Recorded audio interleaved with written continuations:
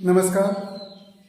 पिछले video lecture में हमने गॉस लॉ को पढ़ा था और आज हम पढ़ने जा रहे हैं applications of Gauss law, Gauss law के अनुप्रयोग। आखिर हमने गॉस लॉ को क्यों पढ़ा था? यदि हमारे पास कोई पॉइंट चार्ज प्लस क्यू है और उससे आर डिस्टेंस पर किसी बिंदु पी पर हम विद्युत क्षेत्र की तीव्रता ज्ञात करना चाहते हैं, इलेक्ट्रिक फील्ड की इंटेंसिटी फाइंड करना चाहते हैं, तब हमारे पास एक सूत्र है E equal to 1/4 pi epsilon not into q upon r square, where q is source charge. जहां क्यू स्रोत आवेश है लेकिन वह स्रोत आवेश बिंदु आवेश है। यहां मैंने कोई दूसरा आवेश का वितरण दिखाया है। ये लीनियर चार्ज डिस्ट्रीब्यूशन है, रेखीय आवेश वितरण है। एक लंबाई में चार्ज डिस्ट्रीब्यूट है और अगर कोई ये कहता है इस लंबाई में जहां चार्ज डिस्ट्रीब्यूट है, जहां आवेश वितरित है, इस आवेश वितरण, इस चार्ज डिस्ट्रीब्यूशन से डिस्टेंस r पर कोई पॉइंट P है, कोई बिंदु P है, उस पर अगर विद्युत क्षेत्र की तीव्रता या इलेक्ट्रिक फील्ड इंटेंसिटी आपको फाइंड करनी है तो कैसे करेंगे? क्योंकि ये बिंदु आवेश नहीं है, स्रोत आवेश, source charge is not point charge here, so we can not apply this formula. बिंदु आवेश नहीं है इसलिए हम इस सूत्र का उपयोग नहीं कर सकते। ऐसी कंडीशन में जब पॉइंट सोर्स चार्ज के अलावा दूसरी टाइप के सोर्स चार्ज होते हैं, बिंदु आवेश स्रोत आवेश ना हो, बिंदु आवेश के अलावा अन्य तरह के आवेश वितरण हमारे पास उपलब्ध हो, उस आवेश वितरण से किसी डिस्टेंस, किसी दूरी r पर कोई बिंदु P हमें दे दिया जाए और विद्युत क्षेत्र की तीव्रता फाइंड करनी हो तो फिर हमें गॉस लॉ का यूज करना पड़ता है। जब भी हम गॉस लॉ को यूज करते हैं तो इन 5 पॉइंट्स को हमेशा ध्यान रखेंगे। सबसे पहले हम एक गॉसियन सरफेस, बंद पृष्ठ की कल्पना करते हैं। बंद पृष्ठ सिमेट्रिकल होना चाहिए, सममित होना चाहिए, इसके बारे में हम पहले पढ़ चुके हैं। और उस बंद पृष्ठ की एक शर्त यह भी है कि वो उस बिंदु से होकर गुजरना चाहिए जिस पर हमें इलेक्ट्रिक फील्ड इंटेंसिटी या विद्युत क्षेत्र की तीव्रता फाइंड करनी है। जैसे यहां अगर हमें r डिस्टेंस पर पॉइंट P पर इलेक्ट्रिक फील्ड इंटेंसिटी फाइंड करनी है तो कोई भी गॉसियन पृष्ठ, जो बंद पृष्ठ हम चुनेंगे, वो इस P पॉइंट से होकर निकलना चाहिए। बंद पृष्ठ इसलिए चुनेंगे क्योंकि गॉस का थ्योरम उसी बंद पृष्ठ के लिए लागू होता है। गॉस लॉ क्लोज्ड सरफेस के लिए लागू होता है। इलेक्ट्रिक फ्लक्स निकालने के हमारे पास दो तरीके हैं। एक हम बाय डेफिनेशन इलेक्ट्रिक फ्लक्स निकालते हैं और एक गॉस लॉ से इलेक्ट्रिक फ्लक्स निकालते हैं। गॉस लॉ से जब इलेक्ट्रिक फ्लक्स निकालते हैं तो हम देखते हैं किसी बंद पृष्ठ के अंदर कितना चार्ज रखा है और अगर एयर और वैक्यूम है तो उस नेट चार्ज को, उस परिणामी आवेश को जो बंद पृष्ठ के अंदर रखा हुआ है, हम एप्सिलॉन नॉट से डिवाइड कर देते हैं और नेट फ्लक्स पता चल जाता है। लेकिन अगर चार्ज डिस्ट्रीब्यूशन अलग तरह का है, जैसे यहाँ लीनियर चार्ज डिस्ट्रीब्यूशन है, यहाँ रेखीय आवेश वितरण है, तो हमें Q का कैलकुलेशन करना पड़ता है और Q का कैलकुलेशन करने के बाद Q अपॉन एप्सिलॉन नॉट से हम गॉस लॉ से भी फ्लक्स को कैलकुलेट करते हैं। सेकेंड पॉइंट, डेफिनेशन से हम इलेक्ट्रिक फ्लक्स निकालेंगे E इंटू ds से। Third point, net charge inside the closed surface, उस बंद पृष्ठ के अंदर परिणामी कुल आवेश क्या है उसकी गणना करेंगे। फिर हम गॉस लॉ से फ्लक्स को फाइंड करेंगे, गॉस लॉ का उपयोग करते हुए फ्लक्स को निकालेंगे और फिर दोनों फ्लक्स जो डेफिनेशन से और गॉस लॉ से आएंगे उनको हम इक्वेट कर देंगे, बराबर कर देंगे। इन 5 पॉइंट्स पे गॉस लॉ के सभी एप्लीकेशंस डिपेंड करेंगे। यहां हमने एक लॉन्ग स्ट्रेट वायर लिया है और इनका लेंथ है वो इनफाइनाइट है, अनंत है। अनंत का अर्थ ये नहीं है कि इसका एक्स और वाई एंड है ही नहीं, ओर छोड़ है नहीं। अनंत का अर्थ ये है कि यहां जो पॉइंट हमने इस वायर से, इस तार से r डिस्टेंस पर जो पॉइंट P चुना है, तो ये डिस्टेंस r इस लेंथ के कंपैरिजन में नेग्लिजिबल, नगण्य होनी चाहिए। बस तब हम इसको इनफाइनाइट मान लेंगे। उसका रीजन आप यहां देखें। मान लीजिए हमने केवल L लेंथ का ही वायर सिलेक्ट किया होता, इससे जो इलेक्ट्रिक फील्ड निकलता वो ऐसे निकलता। ये इलेक्ट्रिक फील्ड दोनों तरफ निकलेगा, बाहर की तरफ। अगर इलेक्ट्रिक फील्ड ऐसे निकलता तो ये लाइन और ये लाइन, ये क्या आपस में रिपेल करेंगे एक दूसरे को? क्या ये प्रतिकर्षित करेंगी? इलेक्ट्रिक लाइंस ऑफ फोर्स एक दूसरे को रिपेल करती हैं, प्रतिकर्षित करती हैं। अगर लंबाई की लंबवत दिशा है, ये देखिए लंबाई की लंबवत दिशा में फैलने का प्रयास करती हैं, तो ये दूर दूर जाने का प्रयास करती हैं। तो चूंकि ये लाइन है, ये लाइन ऐसे ही रहेगी, क्योंकि जितना रिपल्सन, ये वाली लाइन में यहां 1 2 3 3 इलेक्ट्रिक लाइंस ऑफ फोर्स बनाता हूं। नंबर 2 लाइन बिल्कुल स्ट्रेट जाएगी, क्योंकि जितना एक नंबर 2 को रिपेल कर रही है उतना ही 3 नंबर 2 को रिपेल कर रही है, तो इनके बीच का डिस्टेंस समान बना रहेगा, सेम बना रहेगा। लेकिन यहां वो कंडीशन नहीं है, यहां मैं इसको 4 दे रहा, एक 4 को रिपेल करेगी, इलेक्ट्रिक लाइन 1 4 को प्रतिकर्षित करेगी, लेकिन ऊपर से कोई line electric line of force नहीं है, तो 4 को उतना ही नीचे की तरफ दबाए, तो फिर ये इस तरह से ना होके ऐसे हो जाता है, ये लाइन ऐसे हो जाएगी। अगर ये ऐसे हो जाएगी 4 नंबर की लाइन, इसके रिपल्सन से, इसके प्रतिकर्षण से, तो फिर ये फील्ड यूनिफॉर्म नहीं रहेगा, समरूप नहीं रहेगा, और हमें समरूप विद्युत क्षेत्र की आवश्यकता है। इसलिए हम इसको इनफाइनाइट लॉन्ग ले लेते हैं, ताकि जो लेंथ हम चुने, जो लंबाई हम चुने, वहां पर हमें समरूप विद्युत क्षेत्र, यूनिफॉर्म इलेक्ट्रिक फील्ड मिल जाए। ये अनंत लंबाई का एक स्ट्रेट सीधा लॉन्ग वायर है, लंबा तार है, जो कंडक्टर है, चालक है। इससे r डिस्टेंस पर कोई बिंदु P है, और वहां हमें विद्युत क्षेत्र की तीव्रता निकालनी है, इलेक्ट्रिक फील्ड इंटेंसिटी फाइंड करनी है, और इस तार पर जो चार्ज डेंसिटी है, आवेश घनत्व है, उसको लिया है हमने लैम्डा पर यूनिट लेंथ, प्रति इकाई लंबाई। इस पर कितना चार्ज है?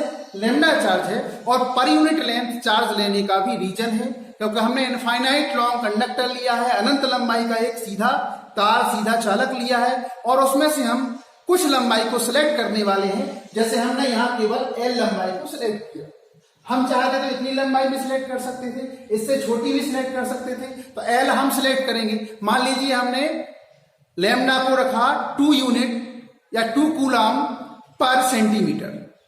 लैम्डा वाला जो इस पर यूनिफॉर्म चार्ज डिस्ट्रीब्यूशन है, समान रूप से चार्ज वितरित है, ये बराबर डिस्टेंस पर है, इसके पॉजिटिव चार्ज समान रूप से वितरित चार्ज है, और lambda per unit length 1 centimetre पर 2 कूलम चार्ज इस वायर पर है। अगर हम 100 सेंटीमीटर लेंथ चुनते हैं तो हमारा 200 आंसर होगा। 150 सेंटीमीटर लेंथ चुनते हैं तो 2 का मल्टीप्लाई करके 300 हमारा आंसर होगा। 200 सेंटीमीटर लेंथ चुनते हैं तो 2 का मल्टीप्लाई करके 400 हमारा आंसर होगा। मतलब हम जितनी फाइनाइट लेंथ, जितनी लंबाई को चुनेंगे उस पर कितना चार्ज है ये हम पता कर सकते हैं, अगर हमें पर यूनिट लेंथ चार्ज पता हो, प्रति एकांक लंबाई आवेश घनत्व तो पता हो, और जो हम क्या मान रहे हैं, लैम्डा मान रहे हैं। इससे हम calculation of charge inside closed surface ये वाला पद ज्ञात करेंगे। सबसे पहला पॉइंट है एक गॉसियन सरफेस, बंद सरफेस की मैं कल्पना करता हूं, और ऐसा बंद सरफेस सिलेंड्रिकल होगा। ये बेलन है, इस सिलेंड्रिकल सरफेस यहां से P पॉइंट से होकर निकल रहा है, और इस बेलन की जो रेडियस है उसको हम R मान लेते हैं, क्योंकि इस स्ट्रेट लाइन कंडक्टर से P पॉइंट की डिस्टेंस, P पॉइंट की दूरी R है। तो हमने एक R त्रिज्या और L लंबाई, ये टोटल लंबाई जो सेंटर तक इसके आएगी वो L है। R त्रिज्या और L लंबाई का एक सिलेंड्रिकल क्लोज्ड सरफेस, एक बेलनाकार बंद पृष्ठ चुना जो पॉइंट P से होकर निकल रहा है, और इसे हमने कहा गॉसियन सरफेस, गॉसियन पृष्ठ। यहां भी R डिस्टेंस, यहां भी R डिस्टेंस, दोनों तरफ इस बेलन की रेडियस कितनी है, R है, यहां भी रेडियस कितनी है, R है, और इसको हमने गॉसियन सरफेस या सममित पृष्ठ क्यों माना है, आप यहां से देख लें, ये सिलेंड्रिकल शेप है, यहां स्ट्रेट लाइन कोई कंडक्टर है, इसके चारों ओर उस L लंबाई के बेलन का अक्ष है जो L लेंथ का कंडक्टर है, उसके चारों ओर हमने R रेडियस की एक बेलनाकार सिलेंड्रिकल बंद पृष्ठ की कल्पना की हुई है।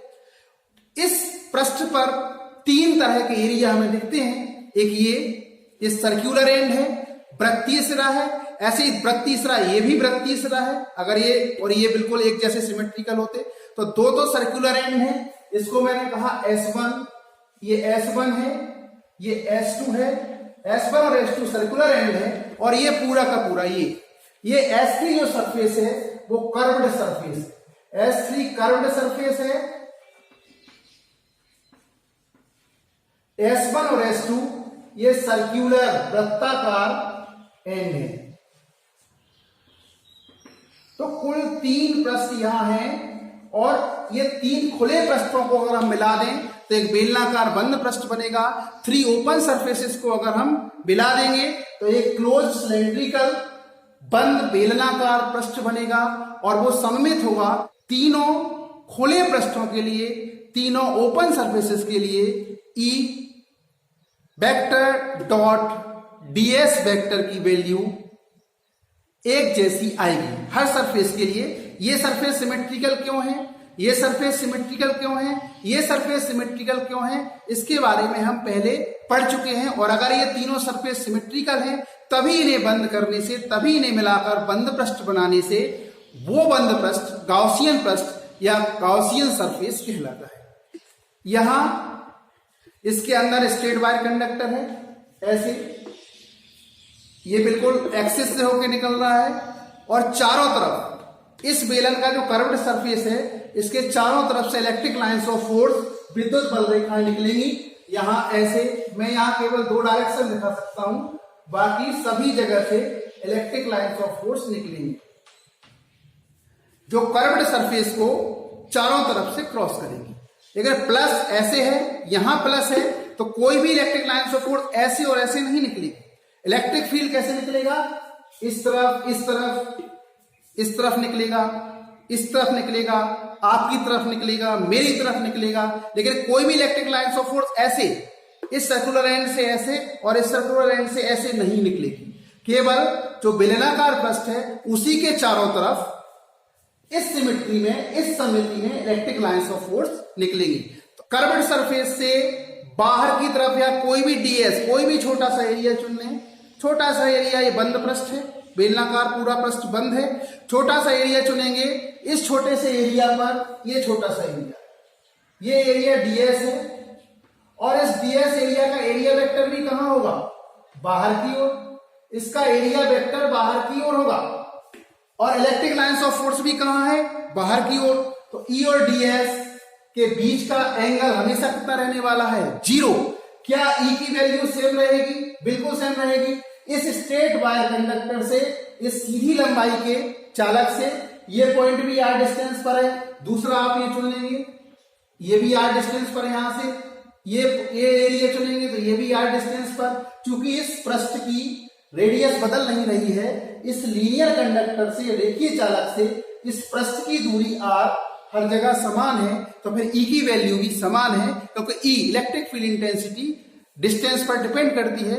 डिस्टेंस सेम है तो इलेक्ट्रिक फील्ड इंटेंसिटी भी सेम है। तो इस कर्व्ड सरफेस के, इस बंद पृष्ठ के प्रत्येक छोटे से अवयव पर, प्रत्येक स्मॉल एरिया एलिमेंट पर E की वैल्यू सेम है और E और ds के बीच का एंगल भी सेम है। इसलिए ये पूरी कर्व्ड सरफेस, ये पूरी बंद पृष्ठ सममित है। इस पृष्ठ की रेडियस भी कितनी है, r है। यहां इलेक्ट्रिक फील्ड है ही नहीं, इलेक्ट्रिक फील्ड तो इस कर्व्ड सरफेस के चारों तरफ निकल रहा है, यहां नहीं निकल रहा है। लेकिन इसका एरिया वेक्टर कहां है, इसका एरिया वेक्टर, फील्ड तो निकल रहा है ऐसे, यहां इस डायरेक्शन में। इसका एरिया वेक्टर ऊपर की तरफ, फील्ड इस डायरेक्शन में। एरिया वेक्टर यहां कितना एंगल रहा, 90 डिग्री। तो यहां E और ds के बीच का एंगल कितना रहना है, हमेशा 90 डिग्री रहना है। ऐसे यहां भी, यहां एरिया वेक्टर नीचे की तरफ आएगा, फील्ड आपका कहां जा रहा है, इधर। तो फिर field, electric field intensity E और एरिया वेक्टर कितने का एंगल है, 90 डिग्री का। तो इस पूरे फेस के लिए, इस पूरे पृष्ठ के लिए भी E और ds के बीच का एंगल 90 डिग्री रहने वाला है। तो दोनों सर्कुलर जो एंड है, यहाँ E और ds के बीच का एंगल प्रत्येक पॉइंट पर 90 डिग्री रहेगा। जो कर्व्ड सरफेस है, वक्रीय पृष्ठ है, उस पर E और ds के बीच का एंगल 0 डिग्री रहेगा। मतलब ये सारे पृष्ठ, खुले पृष्ठ जो तीनों हैं वो कैसे हैं, सिमेट्रिकल, सममित हैं और उनसे हम एक गॉसियन सरफेस को बना सकते हैं। सेकेंड पॉइंट पर आएंगे, calculation of flux by definition. इस बंद पृष्ठ पर एक छोटा सा एरिया सेलेक्ट करें, S1, S2 और S3 तीनों से संबंध फ्लक्स को हमें निकालना पड़ेगा। हम चुनते हैं phi इक्वल टू इस पूरे बेलनाकार पृष्ठ का जो टोटल फ्लक्स है वो phi है और phi1, phi2, phi3 के बराबर है। मान लीजिए S1 से जो एसोसिएटेड फ्लक्स है वो phi1 है, S2 से जो एसोसिएटेड फ्लक्स है वो phi2 है और इस कर्व्ड सरफेस से जो एसोसिएटेड फ्लक्स है वो phi3 है। और इन तीनों ओपन सरफेसेस के फ्लक्स को अगर हम ऐड कर देंगे तो इस पूरे बेलनाकार बंद पृष्ठ से संबद्ध फ्लक्स सिलेंड्रिकल गॉसियन सरफेस के एसोसिएटेड फ्लक्स की कैलकुलेशन या गणना हम कर सकते हैं। तो टोटल हम फाई निकालने के लिए, ये S1 केवल ओपन पृष्ठ है तो हम लिख देंगे S1 E vector dot ds vector. मैं इसको ये वेक्टर फॉर्म में लिख रहा हूं, प्लस मुझे दूसरा फ्लक्स निकालना पड़ेगा S2 सरफेस का, तो यहां लिख दूंगा मैं S2, ये भी ओपन सरफेस है। तीनों ओपन सरफेस को मिला के 1, 2, S1, S2 और एक कर्व S3 तीनों को मिला के एक बेलनाकार बंद पृष्ठ बनेगा। तो ये surface E dot ds plus तीसरी सरफेस ये कर्व्ड सरफेस है जिसे मैं S3 बोल रहा हूं, इसके संबंध फ्लक्स को भी हमें निकालना पड़ेगा। तो यहां भी मैंने E वेक्टर और ds वेक्टर बनाया है। स्केलर फॉर्म में लूं तो नेट फ्लक्स इक्वल टू आएगा S1 E ds cos theta. अब S1 पर ये छोटा सा वेक्टर है, एरिया वेक्टर इसी तरफ है और जो इलेक्ट्रिक फील्ड की डायरेक्शन है वो ये है। तो इलेक्ट्रिक फील्ड और एरिया वेक्टर ds इनमें कितने का एंगल है, 90 डिग्री का। तो E ds cos 90 degree plus S2 flux के लिए भी, इस वाले सर्कुलर के लिए भी वही है, छोटा सा एरिया ds सेलेक्ट करेंगे, ये बाहर की तरफ जाएगा ds वेक्टर और इलेक्ट्रिक फील्ड इंटेंसिटी है x एक्सिस की डायरेक्शन में। तो एरिया वेक्टर या क्षेत्रफल सदिश और विद्युत क्षेत्र की तीव्रता के बीच 90 डिग्री का एंगल, तो यहां भी E ds cos 90 degree plus phi3 S3 E ds cos, ये जो पृष्ठ है वहां एरिया वेक्टर भी, ये वाले एरिया वेक्टर कहीं भी छोटा सा एरिया सेलेक्ट कर लोगे उसका एरिया वेक्टर हमेशा इलेक्ट्रिक फील्ड की डायरेक्शन में होगा, विद्युत क्षेत्र की तीव्रता की दिशा में होगा। तो E ds ये cos की वैल्यू रहेगी यहाँ 0 डिग्री। ये मैंने इंटीग्रल का साइन यूज किया है, पहले आप पढ़ चुके हैं। छोटे छोटे ds हम एक प्रत्येक पृष्ठ पर चुनेंगे, इस पर भी, इस पर भी, इस पर भी, इन सभी ds को हम जोड़ देते हैं। तो इस सरफेस के सर्कुलर एंड के सारे ds को हम इस इंटीग्रल से जोड़ते हैं, इस सर्कुलर फेस के सारे ds यहां जोड़ते हैं समाकलन का यूज करते हुए, इंटीग्रेशन का यूज करते हुए, और इस कर्व्ड सरफेस वक्र पृष्ठ के सारे ds जो छोटे छोटे हमने स्मॉल एरिया एलिमेंट्स चुने हैं उनको जोड़ते हैं इस एक्सप्रेशन को यूज करते हुए। cos 90 की वैल्यू 0 होती है तो ये और ये दोनों ही स्टेप, दोनों ही पद हमारे पास शून्य हो जाएंगे। तो फाई, टोटल फाई जो हमें डेफिनेशन से निकलेगा वो आएगा ये 0 केवल ये S3 होगा E ds और cos 0 की वैल्यू 1 हो जाएगी। ये हम स्केलर फॉर्म में ले रहे हैं, ये वेक्टर फॉर्म में ले रहे थे। फिर यहां से फाई इक्वल टू, चूंकि S3 के लिए E की वैल्यू सेम है क्योंकि यहां रेडियस r है, E को हमने बाहर निकाल दिया। S3 कर्व्ड सरफेस के प्रत्येक पॉइंट की डिस्टेंस यहां से इस इनर कंडक्टर से क्या है, इस रेखीय चालक से क्या है, r है। तो डिस्टेंस अगर सेम है तो E की वैल्यू चेंज नहीं होगी, E को हमने बाहर लिया और ये ds। इन सारे ds जो कर्व्ड सरफेस के सारे ds है, इस कर्व्ड सरफेस को सारे ds को जोड़ेंगे तो क्या बनेगा, बेलन का वक्र पृष्ठ। तो कर्व्ड सरफेस का एरिया क्या होता है बेलन का, 2 पाई r l। तो जब सारे ds को हम जोड़ देंगे तो फिर बनेगा phi equal to E into 2 pi R L, ये रेडियस है, आर रेडियस है और एल लेंथ है। तो सिलेंड्रिकल सरफेस जो बेलनाकार पृष्ठ हमने चुना है और इसको हम इक्वेशन 1 दे देंगे। सेकेंड स्टेप हमारा पूरा हुआ, calculation of flux by definition. Third step हमारी calculation of charge inside closed surface. इस बेलनाकार बंद पृष्ठ के अंदर कितना चार्ज है? इस बेलनाकार बंद पृष्ठ के अंदर उतना ही चार्ज है जितना लेंथ का लीनियर कंडक्टर, जितनी लंबाई का रेखीय चालक इसकी अक्ष में रखा हुआ है, इसके अक्ष पर रखा हुआ है। अगर हमें लंबाई को L माना है और per unit length charge density, इकाई लंबाई पर अगर आवेश घनत्व लैम्डा है तो फिर L लंबाई पर कितना हुआ? L into lambda. तो नेट चार्ज इनसाइड, ये हम थर्ड पॉइंट की गणना कर रहे हैं। Net charge inside Q equal to होगा हमारा lambda into L.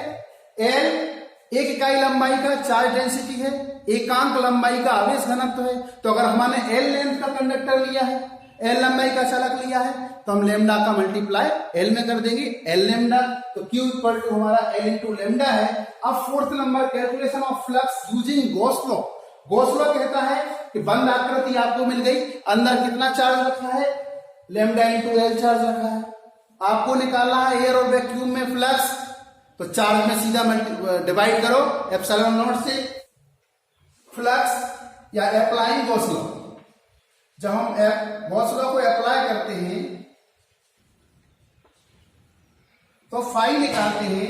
Phi equal to lambda into L, net charge L into lambda है इस सिलेंडर के अंदर इस वाली लंबाई पर, तो lambda L upon epsilon not, ये इक्वेशन 2। अब हमने फ्लक्स को कैलकुलेट किया सेकेंड पॉइंट से, फ्लक्स को कैलकुलेट किया फोर्थ पॉइंट से, और लास्ट पॉइंट है जो गॉस लॉ के एप्लीकेशन में हमेशा हमें पांचों पॉइंट याद रखने हैं। हम दोनों को इक्वेट कर देंगे।